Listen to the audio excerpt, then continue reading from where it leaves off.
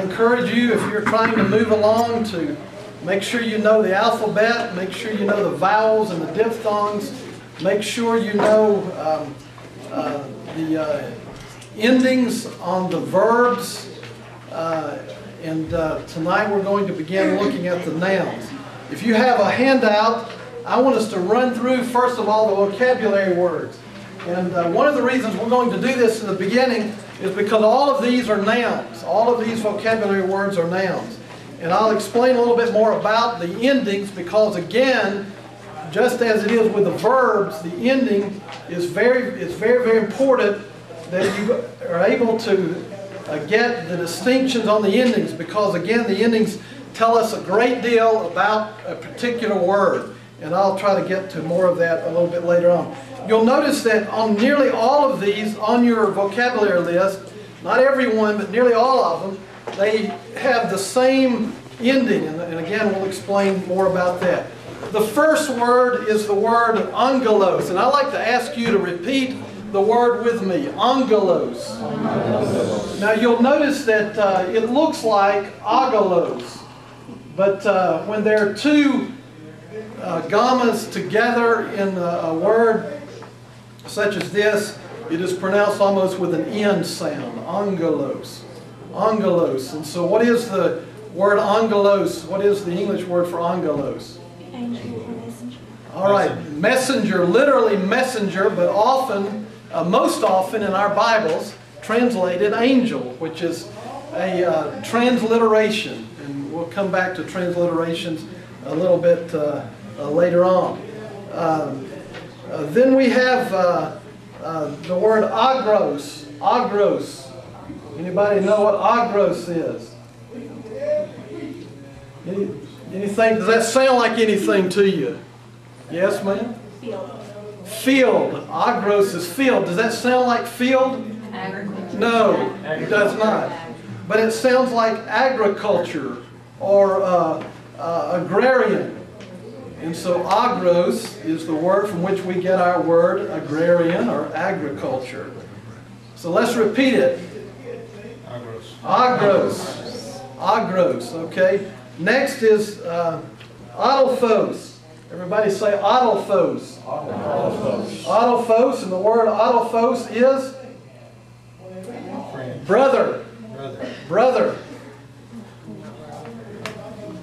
Also, it is translated fellow believer. The word Philadelphia. Philadelphia.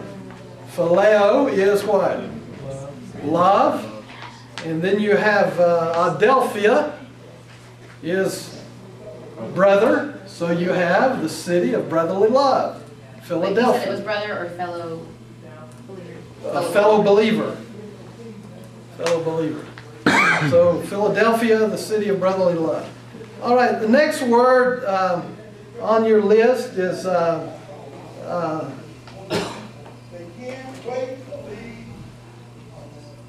hamartolos. Hamartolos. Everyone say hamartolos. Hamartolos. Now you can't see it, but this has the rough breathing. And if you want to write the rough breathing, just above the alpha there on hamartolos, the rough breathing looks like a backward apostrophe. So why does it have it on that? I mean, since that one starts with a vowel, but the rest of them do too, and it's not.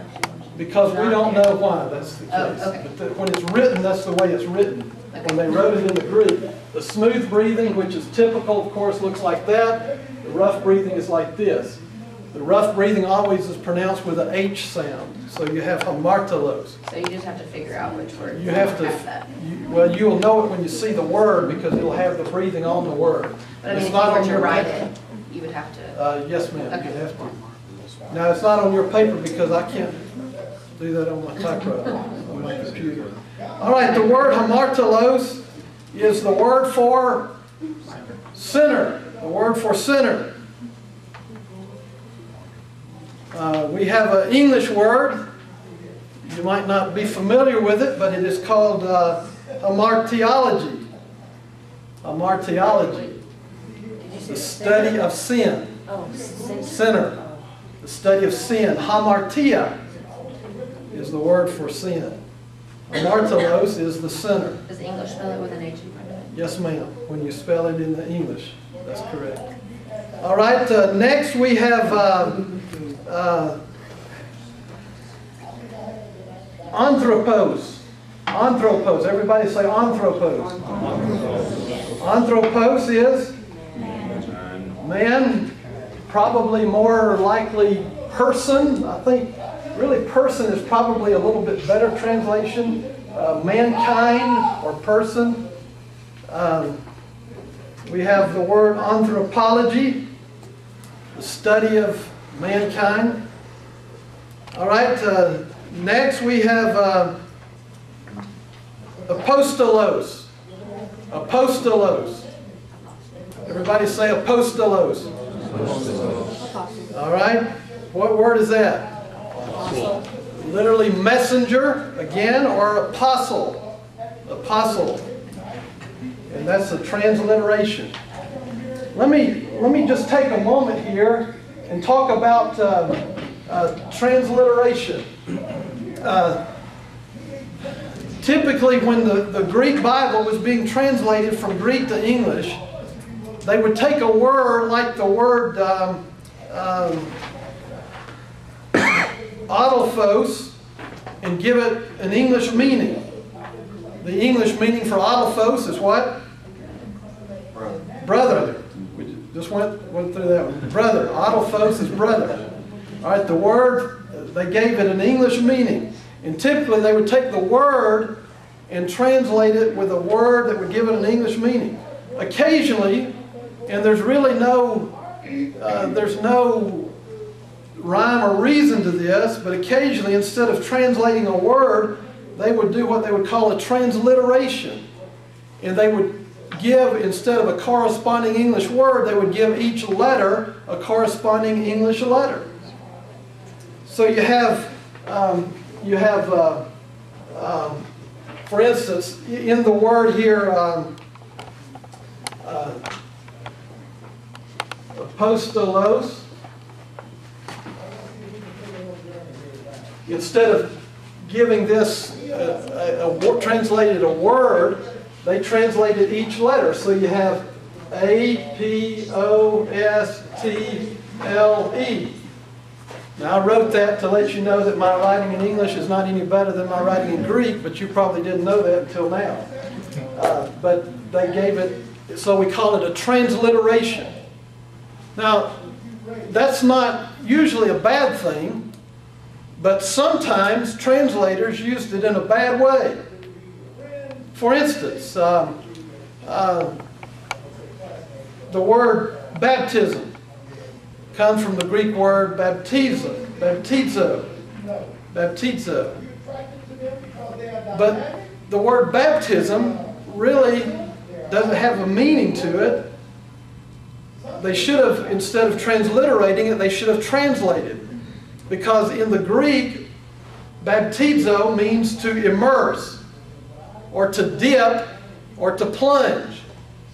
Well, King James came along in about, what, 1511? 1611? And began to come up with a great King James translation of the Bible, which, by the way, is a very good translation of the Bible. There's nothing at all wrong with the King James Bible. As a matter of fact, every one of us who are part of the church, just out of curiosity, anybody here have a copy of the, not the New King James Bible, but the King James Bible? How many folks have King James Bible? All right, you're a pretty unusual person if you have the King James Bible. But every one of us ought to be thankful for the King James Bible. You know why?